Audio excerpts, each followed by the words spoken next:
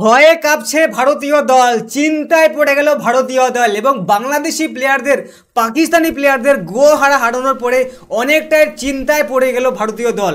এবং ভারতীয় দল বলছে যে বাংলাদেশি প্লেয়ারদের কিভাবে ঠেকানো যায়, কিভাবে হারানো যায় তার প্রস্তুতি নিচ্ছে কিন্তু ভারতীয় দল। আর এমনটাই কিন্তু বর্তমানে সোশ্যাল মিডিয়া জুড়ে বলছে যে ভারতীয় প্লেয়াররা নাকি বাংলাদেশি প্লেয়ারদের খেলা দেখে চিন্তায় পড়ে গেল এবং কিভাবে বাংলাদেশি প্লেয়ারদের ঠেকানো যায়, কিভাবে চিটিং করা যায় তার প্রস্তুতি নিচ্ছে ভারতীয় প্লেয়াররা এবং ভারতীয় দল এটা কিন্তু চিন্তায় পড়ছে। এবং যারা যে এই নিউজটা ছড়াচ্ছে তাদের আমি একটা কথা অবশ্যই বলতে চাইবো যে ভারতীয় দল কোনোদিন আগে ভয় পায়নি, এখনো পায় না এবং ভবিষ্যতেও পাবে না। কেননা ভারতীয় দল এখানে কিন্তু তাদের তাকে খেলার মতো নেয় এবং তাদের খেলার যে পরিশ্রম সেই পরিশ্রম হিসাবে করে।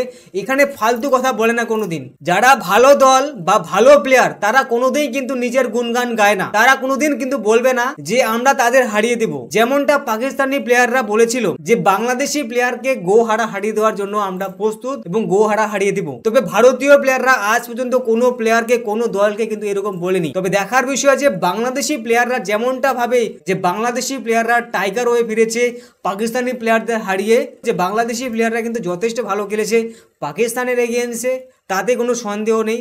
তবে ভারতের এগেইনস্টে এরকম খেলবে, প্রত্যেকটা খেলায় যে ভালো হবে তার কিন্তু কোনো কথা নেই। কেননা ভালো প্লেয়ার এবং ভালো সময়, ভালো যে একটা দলের বিরুদ্ধে খেলতে গেলে সেরকম পরিশ্রম, সেরকম পরিকাঠামো নেওয়া উচিত এবং ভারতীয় দলে সেরকম কিন্তু পরিকাঠামো এবং সেরকম পরিশ্রম তারা করে। এবং ভারতীয় দল আমি নিশ্চিত যে বাংলাদেশি দলকে হারাহারি দেবে। তবে দেখার বিষয় আছে, খেলার সময় অনেক কিছু হতে পারে।